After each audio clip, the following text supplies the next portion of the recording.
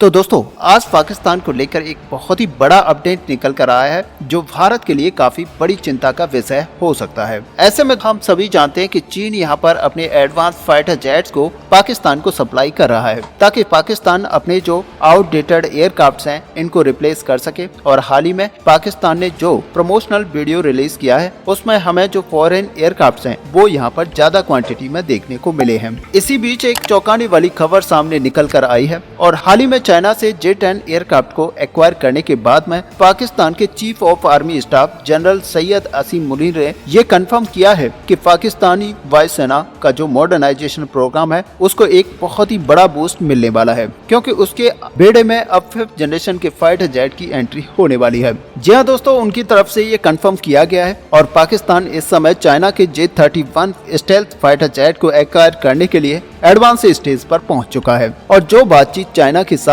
अभी चल रही है, यानी कि बहुत ही जल्द अगर सब कुछ सही रहता है तो पाकिस्तान के खेमे में हमें J-31 एयरक्राफ्ट देखने को मिलेंगे, जो कि चीन के द्वारा बनाया गया एक एडवांस एयरक्राफ्ट है और इसे भारत के लिए एक बड़ा खतरा माना जा रहा है। क्योंकि अगर ऐसा होता है तो एक्सपर्ट्स यहाँ पर मानते हैं कि जो रीजनल एयर डोमिनेंस है वो पाकिस्तान के पाले में चला जाएगा, क्योंकि भारत के पास अगर सबसे एडवांस फाइटर जेट की यहाँ पर बात की जाए तो सबसे एडवांस फाइटर जेट के तौर में इंडियन एयर फोर्स के पास अभी राफेल फाइटर जेट्स हैं, जिनको काउंटर करने के लिए पहले भी पाकिस्तान चीन से जो J-10C फाइटर जेट्स हैं उनको एक्वायर कर चुका है। और अब अगर 5th generation fighter jet Pakistan के खेमे में शामिल हो जाते हैं तो कहीं न कहीं ये भारत के लिए एक चिंता का विषय होगा, क्योंकि J-31 की अगर बात की जाए ये एक मल्टी रोल एयरक्राफ्ट है जो कि हर प्रकार के मिशंस को एग्जीक्यूट कर सकता है। अब क्योंकि इसकी स्टेल्थ प्रोफाइल काफी अच्छी है इसलिए इसको रडार पर देख पाना काफी मुश्किल है। हालांकि सवाल अभी भी ये उठता है कि क्या वाकई चाइना इतनी आसानी से अपने J-31 एयरक्राफ्ट को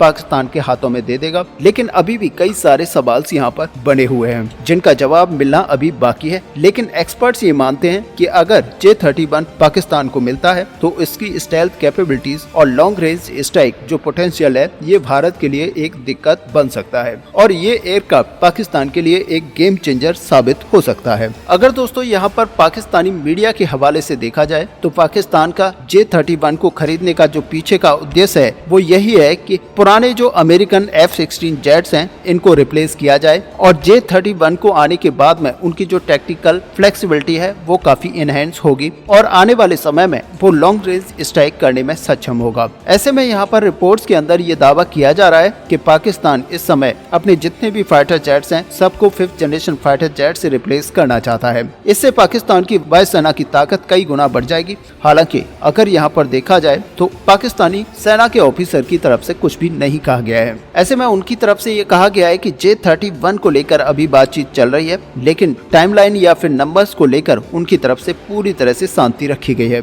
और उनकी तरफ से कोई भी डिस्क्लोजर इस चीज को लेकर नहीं किया गया है। ऐसे में दोस्तों यहाँ पर बता दें कि नेगोशिएशन के स्टेप पर अभी ये पूरी डील चल रही है, लेकिन माना जा रहा है कि जो कंसंट्रेशंस है इनमें दिक्कत पैदा हो सकती है, क्योंकि हम सभी जानते हैं क्योंकि पाकिस्तान की जो अर्थव्यवस्था है वो पूरी तरह से डामाडोल है। ऐसे में एडवांस स्टेल्थ फाइटर जेट को क्या वो खरीद पाएगा, इस पर भी सवालिया निशान बना हुआ है। और दोस्तों यहाँ केवल इतनी बात नहीं होती कि पाकिस्तान क्या इस फाइटर जेट को खरीद पाएगा, बल्कि सबसे बड़ी बात यहाँ पर यह होती है कि अब पाकिस्तान इसी फाइटर जेट को लेने के बाद में मेंटेन कर पाएगा। ऐसे में अपने आप में एक बहुत ही बड़ा प्रश्न चिन्ह ये बनता है। लेकिन दोस्तों एक्सपर्ट्स यहाँ पर मानते हैं कि इंडिया को काउंटर करने के लिए चीन यहाँ भी पाकिस्तान की मदद कर सकता है और पाकिस्तान की जो दिक्कत है वो चीन की सहायता से दूर की जा सकती है। अगर ऐसा होता है तो भारत के लिए ये चीजें इमीडिएट हो जाएंगी कि भारत इसको काउंटर करने के लिए 5th जनरेशन फाइटर जेट के ऊपर जाए और ऐसे एम का प्रोग्राम के ऊपर हमारी जो निर्भरता है उसमें और भी ज्यादा ढील देनी पड़ सकती है। जो वायुसेना पहले से ही ये कहती आई है कि हम कोई विदेशी 5th generation fighter jet afford नहीं कर सकते, तो चीन के द्वारा अगर पाकिस्तान के हाथ में इस तरह का फाइटर जेट अगर आ जाता है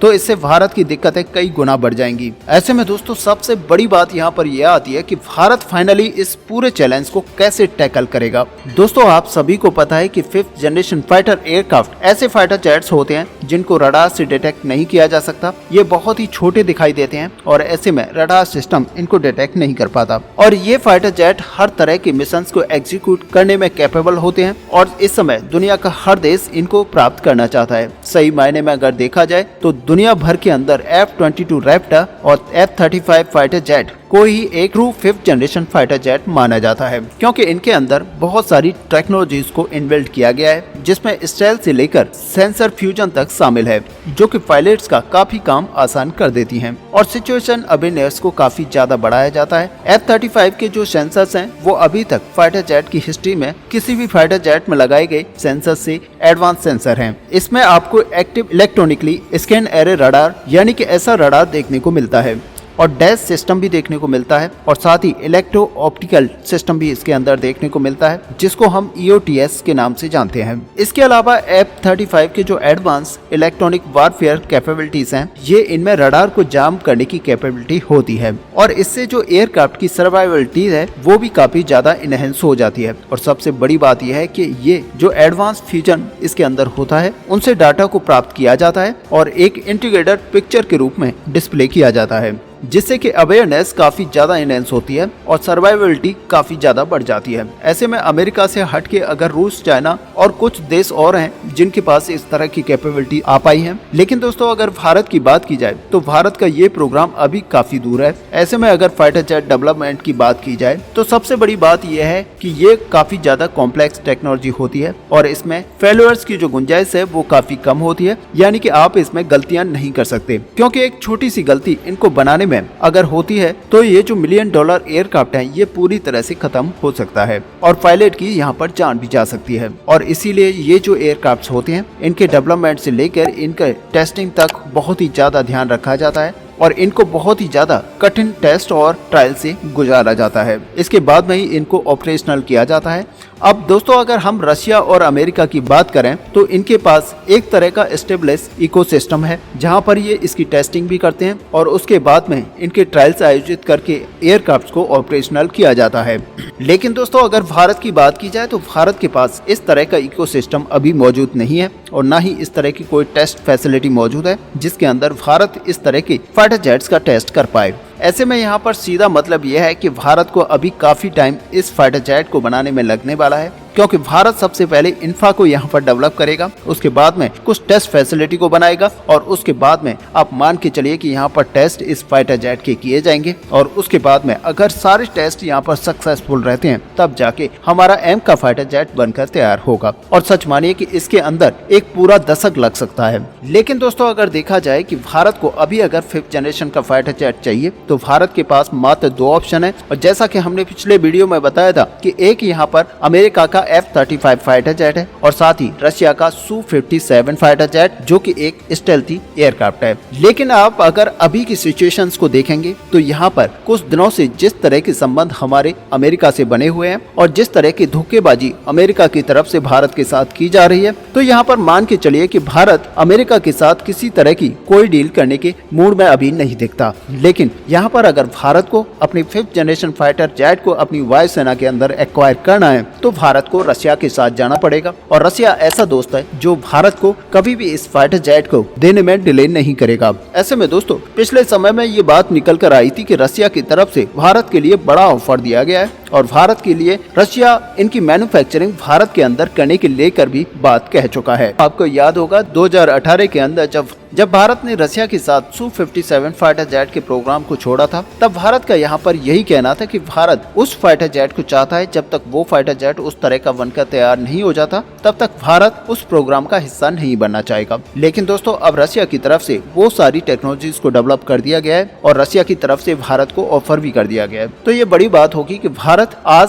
Su-57 फाइटर जेट को लेकर रशिया के साथ फिर से एक बड़ा डील कर सकता है। ऐसे में दोस्तों आपका इस पूरे टॉपिक को लेकर क्या व्यू है? क्या भारत को रशिया के साथ जाना चाहिए या फिर अमेरिका के साथ? क्योंकि अमेरिका आज भारत के अंगहिस्स में खड़ा हुआ है और आपको देखने में भी लगता है जिस तरह से अमेरिका की यहाँ पर हरकतें, तो वहाँ पर नहीं लगता कि अमेरिका भारत के पक्ष में आकर कभी खड़ा होगा। ऐसे में दोस्तों आप अपना व्यू हमें कमेंट पे लिखकर बता सकते हैं। साथ ही अगर वीडियो आपको अच्छी लगी हो तो लाइक और शेयर करना ना भूलें। मिलते हैं नेक्स्ट वीडियो में, तब तक के लिए जय हिंद, जय भारत।